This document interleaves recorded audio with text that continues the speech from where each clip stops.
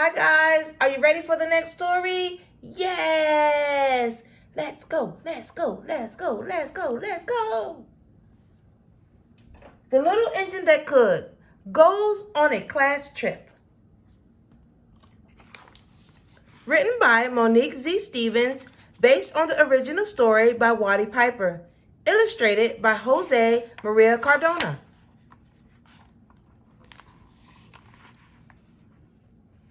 The Little Engine That Could was so excited. The kids in Piney Valley Elementary School's second grade class were going on a trip to the Safari Zoo, and the little blue engine was going with them. "Hi, little engine," the children cried as they climbed on board. The little blue engine tooted her horn happily.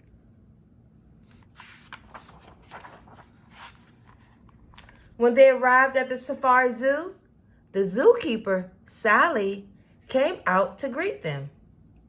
"Ready to meet the animals?" she asked. The class cheered.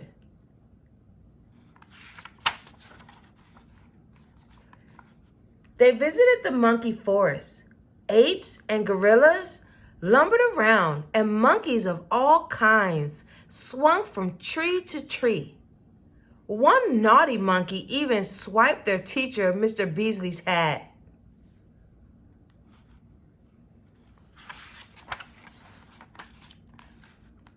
"Next stop, African Plains," called Sally. The class oohed and awed to see so many wild animals grazing nearby. One tall giraffe even munched on leaves from a tree right above their heads.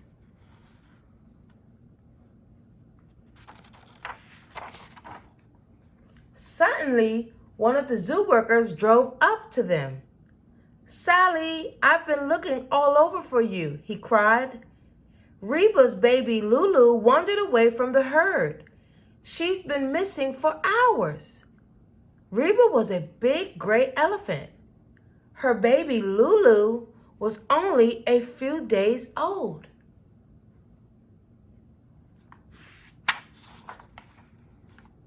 Sally looked worried. "Baby Lulu will be frightened to be separated from her herd. She's never been away from her mother before. She might even get hurt."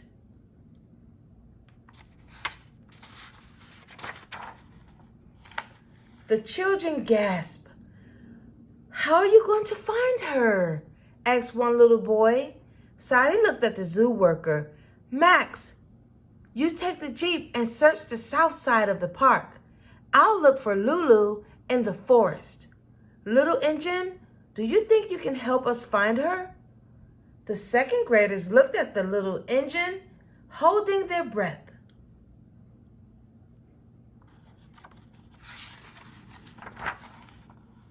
"Yes, I think I can," the little blue engine answered. Sally nodded. "Good, let's go."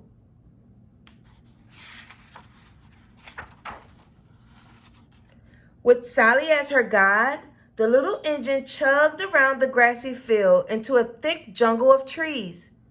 "Lulu! Lulu!" the school children called. They peered through the thick forest, but there was no sign of the baby elephant.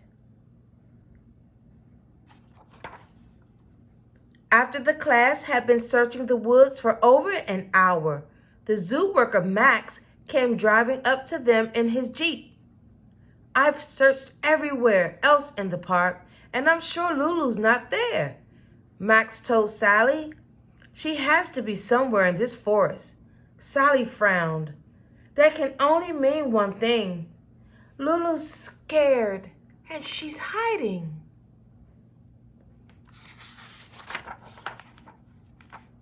"We have to think of a way to draw Lulu out," Sally continued.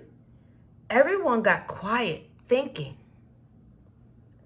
From way off in the distance came the faint sound of an elephant trumpeting. That gave the little engine an idea. "I think I know how we can make Lulu come to us," she said excitedly.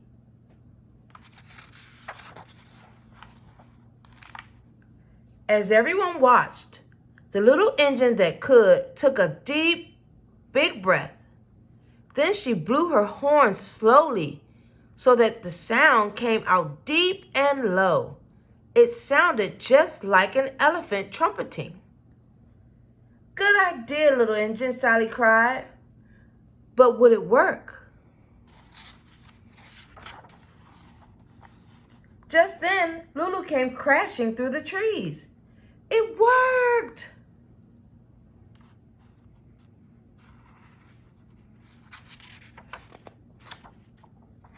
The little engine that could led Lulu out of the forest.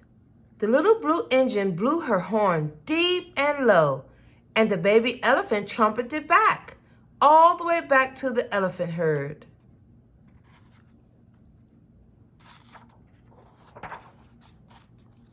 When Lulu saw her mother, she gave one last excited trumpet and bounded over to her.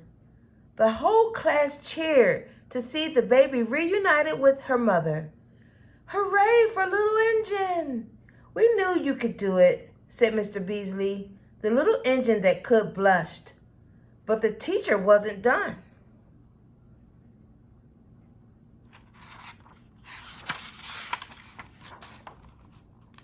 He placed a gold star on the little engine's chest for a job well done. The little engine couldn't have been more proud. The end.